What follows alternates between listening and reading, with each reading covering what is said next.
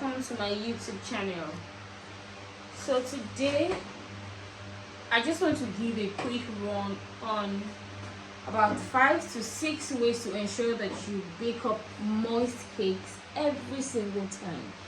I must tell you for a fact that a lot of bakers sometimes wonder why some of their cakes don't come out moist, or it feels like it's dry, and they feel like they've done everything right. Or you might be surprised to know that there are just a few tips and tricks that you've probably not been doing that will just change your baking game.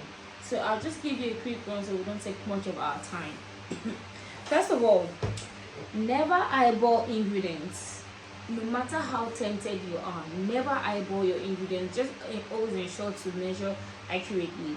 So in a situation whereby your recipe calls for grams scale measurement, always ensure to follow every number to the very last. All right, and if it's a cup measurement, ensure to be clear on it if it's an ounce cup or if it's like a meal's cup, and before you just go ahead to start measuring. All right, so in summary, always ensure to measure up accurately, because if you by any chance mix up anything, you would most likely, because the end result most oftentimes is always in the dryness in the cake, or maybe the hardness or anything. Okay, so the second point is always use low pans. Like I always personally advise you to always use low pans to bake up your cakes. It's always better for you to, if you want like a 6 inches height of cake now, I've always been an advocate of you probably using 4 lower pans, all right, to achieve that same height, than to use 2 thicker pans or 3 thicker pans. That's because it's always been a stated fact that cakes that are baked up in deeper pans or shallow pans always tend to bake for longer times, and of course that tends to make your cakes dry out in the oven process. All right, but there are some cakes, however, that you might need to bake up in the depth of pan, in deeper pans. For instance, my rich fruit cakes, I bake them in shallow pans, and that's because of of how rugged, not talking of rigidity, how rugged my rich fruit cakes are, and because for you to actually get the volume that you need to make a standard wedding cake, you might need to bake up so many flat pans, and of course to save up, thinking economical before you save up time, save up space, save up gas and all of that, you need to work with the depth of pan, because rich fruit cakes typically are more rugged to bake. They don't dry out on time because they contain a whole lot of ingredients that actually enhance and aid the moisture. Alright, so even if it bakes for a longer bit of time, it will still dry out. Unlike regular vanilla cakes or red velvet and the likes of that, are more delicate and tender. And I've always been a strong advocate of baking with lower pans so that it can bake evenly, to avoid it, even if it doesn't burn, for instance. Now it will most likely dry out. All right, so that's why sometimes if you forget a cake in the oven about 5 minutes, you'd see that the texture differs a bit. Nothing would have been altered in the ingredients, it will just be your baking time. So always ensure never, all right, to overbake, like I said earlier, and make sure that your pans are always flat as much as possible. Now, talking about the depth of pans, and that's going to be my third point now. For recipes such as fruit cakes, always, this is what I do every time for my rich fruit cakes, and they turn out amazing all the time. Now, I bake with my shallow pans. I make sure that I have my oven well regulated, and I make sure that I have a good oven thermometer to make sure I don't try to take things for granted. I bake up nicely, they bake properly, but once I bring them out of the oven, immediately, even before turning it out from the pan, you know how typically you need to let your cake sit for about 10 minutes before you flip it onto the wire rack for it to cool completely. At the point where I leave it to sit for about 10 minutes, I get my aluminium foil paper, the regular aluminium foil paper, and I cover immediately all over the surface of the pan.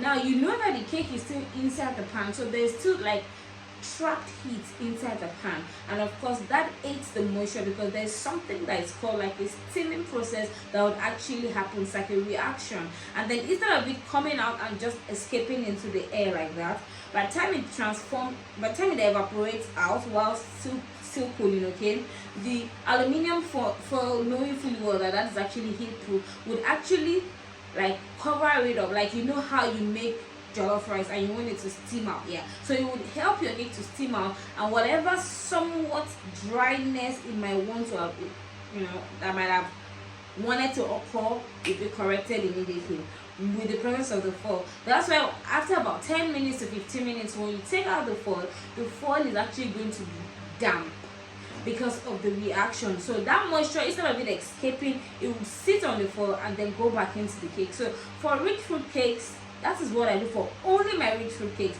For other kinds of cakes, I don't have to do that because those ones already have like an automatic pattern of moisture based on their measurements and their recipes and their style of baking, and because my pans are never deep, so I don't need to go through that. So that's what I'm trying to tell you, that if you are a kind of person that you have only deep pans and you are comfortable baking with your deep pans, as long as you don't have your cakes getting burnt at the bottom side, you can always use that my style, and you actually see a huge difference in your complaints or your bother or worry about your dry cakes.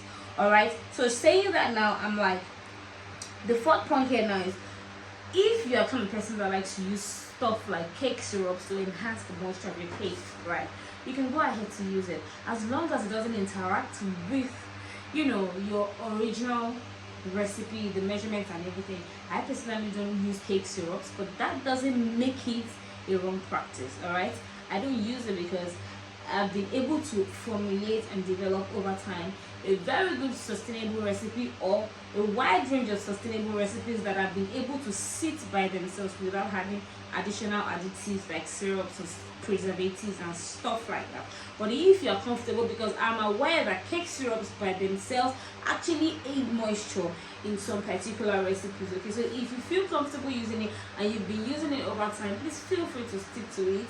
All right, and as long as it gives you a good result every single time. But again, I must tell you that there are some kinds of recipes that no matter how you bake them, they are typically not moist natured cakes. They are more fluffy and sponge-like. Cakes like light sponge cake, alright, cakes like the pound cake, those kinds of cakes come out typically feels like a bread-like texture or like a foam-like texture.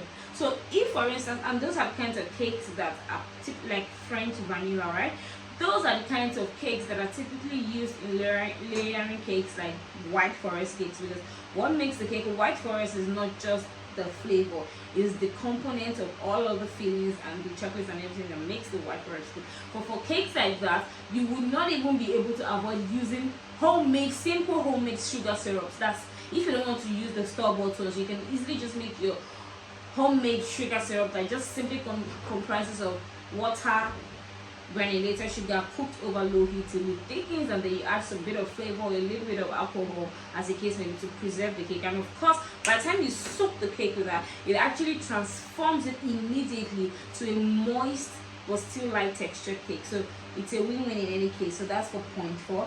Point 5 is never overbake your cakes. All right, never be tempted to overbake your cakes. Now, a lot of bakers make these mistakes rather, and that's because sometimes when you put your cake in the oven and then it looks like it's not done, that's why I said that baking is science, and there are different techniques of baking. There are different results you could look out for.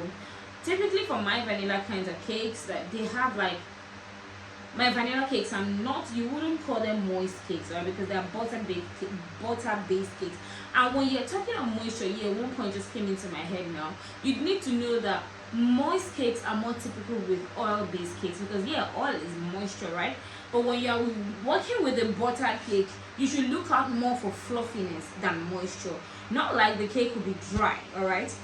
But not like you would have like this overwhelming feel of oil dripping out or anything, okay? It's just supposed to be fluffy, because once the cake is a butter cake, it's supposed to be fluffy, and then of course it would have like a good texture. That's the fluffiness, all right? But it wouldn't be dry still, so you need to have a balance, okay? So for that point now, that's what I'm saying about never overbake your cake. So whilst you're talking about never overbaking your cakes, you need to invest in a good oven thermometer. If your oven doesn't already come with an oven thermometer, you can always get one, a manual one that you can always put in your oven.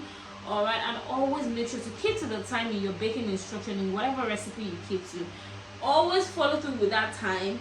if you're unlucky to do not follow through, maybe you get distracted or anything, you might be lucky that the cake will not actually burn, like I already earlier stated, but it might have like a dry coarse texture. At the end of the day, you might need to start adding syrups and all to salvage it. But if you like your cake in the original form, as I would always love my cakes to be, always follow through with baking time. If a cake recipe calls for 35 minutes, always check on that mark of 35 minutes. Make sure your oven thermometer is actually working very accurately, so that when you turn on your oven, you know that your oven heat is not too high or too low. All right, so because if it is too high, your cake can actually still bake up too fast and still dry out, despite the fact that it hasn't even gotten up to the time mark that has been put up in the recipe. So you need to get all those intricacies right. And last but not the least, always wrap up your cakes immediately you are done with them. Immediately you turn them out and put them on the wire rack to cool off, say about 2 hours. Let them still be slightly warm. I'm not talking hot here, and I'm not talking warm to touch. I'm talking slightly warm, like almost room temperature, okay? And then wrap them up with a good quality cling film. This is a very sustainable way to actually aid the moisture in your cakes. I do that all the time. So once you bake up your cakes, you need to wrap them up with cling film immediately to seal in the moisture, and make it even better by popping them into the freezer, regardless of whatever cake you're making. Whether it is rich fruit cake, whether it's a vanilla buttermilk cake, whether it's a red velvet, whether it's chocolate cake, whether it's a butter-based cake or an oil-based cake, always wrap them up immediately when they are slightly warm. Pop them in the freezer. All right, you see the reaction that happens whilst it's in the freezer makes it cold. All right, and then then there's this thing called like cake maturing. More like, you know, when you freshly tap palm wine, for instance, and you know how it tastes fresh. Okay, after a few days it gets mature, right? Now I'm not talking about the fact that your cake is going to ferment or anything. Okay, I'm just trying to liken it with that. By the time you leave your cake for at least a day, especially if it's a dessert cake, it matures, it has a more intense color, it has a stronger and a nicer taste. Well, that's for my recipe, so obviously if the recipe is good, this should be able to apply. Okay, and then it comes out looking firmer and has a better structure, and of course the moisture is going to be 100%. If you just newly bake the cake, let's say the moisture percentage is about 80%, by the time you wrap it up with your cling film and pop it in the freezer, by the time you bring it out, you would even see it right from the surface, the magic that is going to happen. Like, the moisture will be so inviting and so captivating, and you will just see how that simple act would have just transformed an ordinary looking cake that was already moist, but then you've enhanced the moisture by 100%. So that's going to be all for today. I just thought to drop this. I hope that this is going to help someone out there. I hope that this is going to actually change the mindset of some people and help them to do things better in the baking business. Because after all, the idea is to always wow your clients, right? And to always make them amazing cakes that would always want them to come back to you. And I always say something, okay, that no matter how beautiful your design is, the interior of your cake is even a lot more important. Not like your outward appearance should look ugly or unappealing, but why not make your outward appealing and make the interior even better, so that by the time they appreciate the outward, they don't get disappointed by the inside or by the taste, by the product itself. Because a lot of people, after appreciating and going, oh wow, this is so amazing, this is so beautiful, they need to taste it, and you need to give them a reason to come back to you. So at the end of the day, you need to keep your hands on deck and keep your game going. Get it in 2 ways, outward, inward, all right, so that your clients can always be happy with you. So that's going to be all for today. I hope you enjoyed listening to me. I hope you learned something new. So till next time, as always, do always subscribe to this YouTube channel. Drop in the comment box any other thing you'd like me to talk about, and always drop your observations and suggestions, and I will always be here to read them and answer as appropriately as I could. Alright, so till next time, guys, I remain your favorite girl, and always click on the like button. Alright, it makes me very happy. So till next time, guys, I remain your favorite girl, Famous Desserts View.